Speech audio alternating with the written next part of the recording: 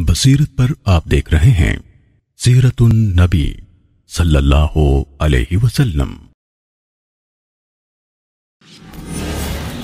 رسول اللہ صلی اللہ علیہ وسلم کی مدینے واپسی اور سورہ فتح کا نزول۔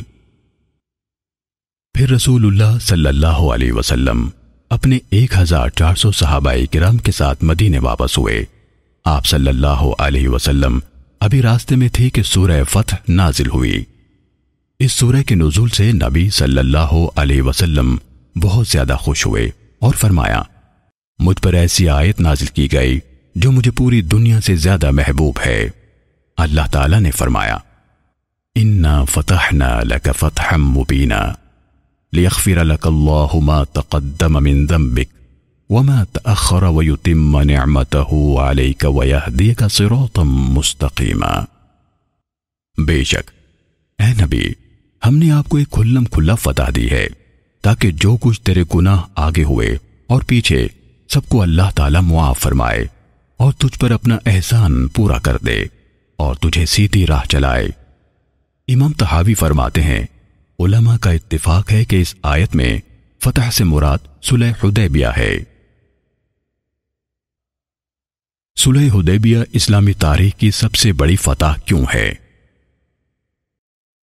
کیونکہ بعثت سے لے کر سن 6 ہجری حدیبیہ تک 19 سال میں نبی صلی اللہ علیہ وسلم کے لشکر کی تعداد 1400 تک پہنچی، جبکہ حدیبیہ سے لے کر سن 8 ہجری فتح مکہ تک صرف 2 سال میں نبی صلی اللہ علیہ وسلم کے لشکر کی تعداد 10,000 تک پہنچ گئی۔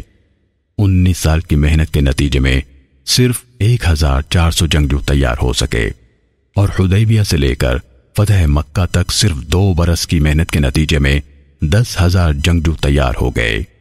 کیا تبدیلی آئی؟ تبدیلی یہ آئی کہ صلح حدیبیہ کی وجہ سے قریش کا اسلام کو بدنام کرنے کا سلسلہ رک گیا، تو داعیان اسلام ہر جگہ اسلام کی دعوت دینے کے لیے گئے اور قریش کی طرف سے کسی رکاوٹ کا سامنا نہیں ہوا۔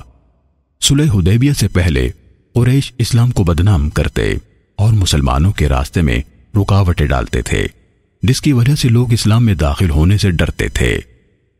صلح حدیبیہ کے بعد اسلام کے داعی مطمئن ہو کر نکلنے لگے، لوگوں سے اس دین کی عظمت، آسانی اور رحمت کا تذکرہ کرنے لگے، تو لوگ فوج در فوج اسلام میں داخل ہونے لگے۔ اسی طرح صلح حدیبیہ نے قریش کو ایک کنارے کر دیا، تو نبی صلی اللہ علیہ وسلم کو اپنے سخت ترین دشمن خیبر کے یہود کی خبر لینے کا موقع مل گیا، جنہوں نے غزوہ خندق میں کافر لشکروں کو جمع کرنے میں اہم رول ادا کیا تھا۔ چنانچہ نبی صلی اللہ علیہ وسلم نے خیبر کے یہودیوں کا کام تمام کر دیا۔ اگر صلح حدیبیہ نہ ہوئی ہوتی تو قریش مال اور ہتھیار سے خیبر کے یہودیوں کی مدد کرتے۔